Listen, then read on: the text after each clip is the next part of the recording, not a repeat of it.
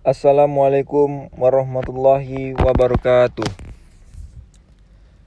Alhamdulillahirabbil alamin. Assalatu wassalamu ala asrofil anbiya'i wal mursalin wa ala alihi washabbihi rasulillahi ajmain. Amma ba'du. Baiklah, pada kesempatan kali ini saya akan mempresentasikan untuk tugas akhir mata kuliah MKP.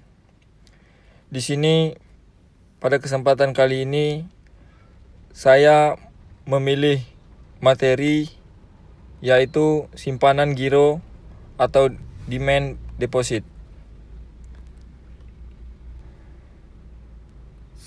Sebelum saya memulai presentasi saya kali ini, izinkan saya memperkenalkan diri terlebih dahulu. Nama saya Breliandi Syahalam dengan NIM 2018-04-30211. Baiklah, untuk tidak memperpanjang durasi, langsung saja saya bacakan pengertian giro. Giro adalah suatu istilah perbankan untuk suatu cara pembayaran yang hampir merupakan kebalikan dari sistem cek, berupa surat perintah untuk memindah bukukan sejumlah uang dari rekening seseorang kepada rekening lain yang ditunjuk di surat tersebut. Selanjutnya adalah manfaat yang diterima nasabah.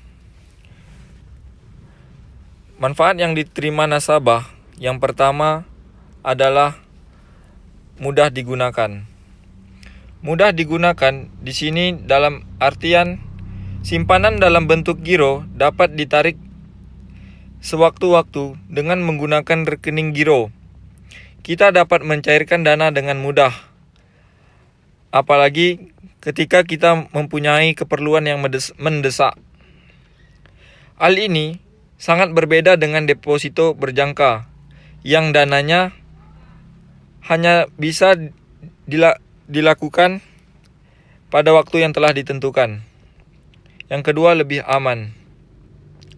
Lebih aman di sini, pemilik rekening giro tidak perlu membawa uang tunai kemana-mana dalam jumlah yang besar. Dengan begitu, nasabah bisa terhindar dari resiko perampokan atau mungkin yang lainnya. Yang ketiga adalah alat pembayaran yang sah. Alat pembayaran yang sah memiliki rekening giro pemilik rekening giro dapat melakukan pembayaran dalam sebuah transaksi jual beli dengan menggunakan cek atau bilet giro. Yang keempat, administrasi mudah. Administrasi mudah, nasabah dapat mengadministrasikan kekayaan dengan lebih baik karena menerima rekening koran setiap bulannya. Yang terakhir adalah menghindari inflasi. Beberapa bank mempunyai rekening giro dengan rate khusus, sehingga juga dapat digunakan instrumen investasi. Materi selanjutnya adalah pengertian cek. Cek adalah surat yang berisi perintah tidak bersyarat oleh penerbit kepada bank yang memelihara rekening giro penerbit untuk membayarkan suatu jumlah uang tertentu kepada pemegang atau pembawa. Syarat penggunaan cek. Penggunaan cek sebagai alat pembayaran non-tunai yang sah diatur dalam pasal 178 sampai dengan 229 KUH Dagang. Dikutip dari website Bank Indonesia, persyaratan penggunaan cek adalah sebagai berikut. Yang pertama adalah nama cek dimuat dalam teksnya sendiri. Perintah tak bersyarat untuk membayar sejumlah uang tertentu. Nama orang yang harus membayar dalam kurung tertarik. Penetapan tempat di mana pembayaran harus dilakukan.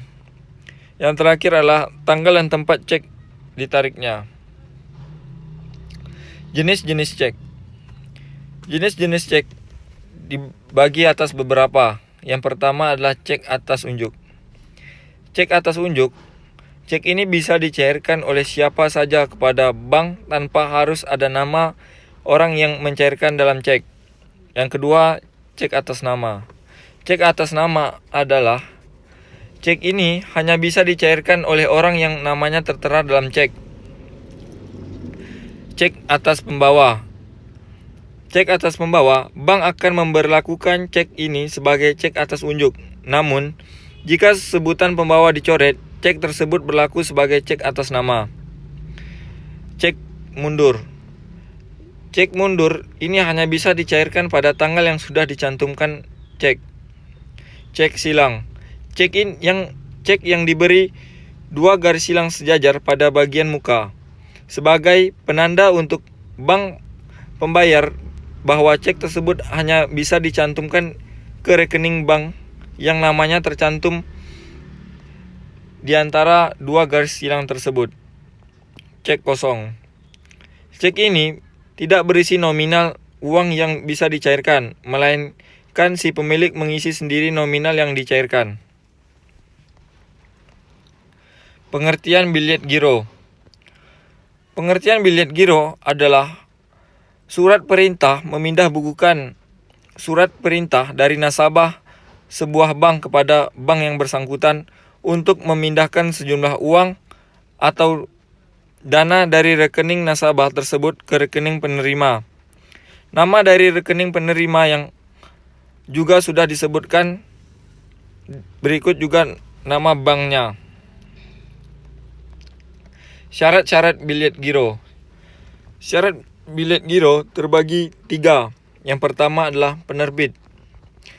Pihak penerbit adalah pihak yang menerbitkan atau mengeluarkan bilet. Pihak penerbit disyaratkan untuk harus memiliki rekening giro pada suatu bank. Yang kedua, bank tertarik. Merupakan bisa dikatakan bank yang menerima perintah pembayaran atau memindah buku bilet giro dari sejumlah dana yang dimiliki oleh pemilik rekening, baik pengguna cek maupun bilet giro itu sendiri. Yang terakhir adalah pemegang. Pemegang merupakan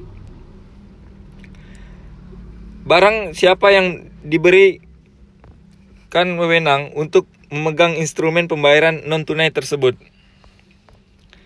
Masa berlaku bilet giro. Bilet giro punya masa berlaku yaitu 70 hari. Dihitung mulai dari tanggal pembukaan bilet itu sendiri. Namun, ada kalanya dalam bilet tidak tercantum tanggal pembukaan. Seringkali pemegang bilet bingung dengan hal ini. Padahal ada caranya sendiri, yaitu menggunakan acuan lain menjadi dasar perhitungan. Paling sering yang dipakai dalam dasar perhitungan jika tanggal pembukaan tidak tertulis adalah penggunaan tanggal efektif.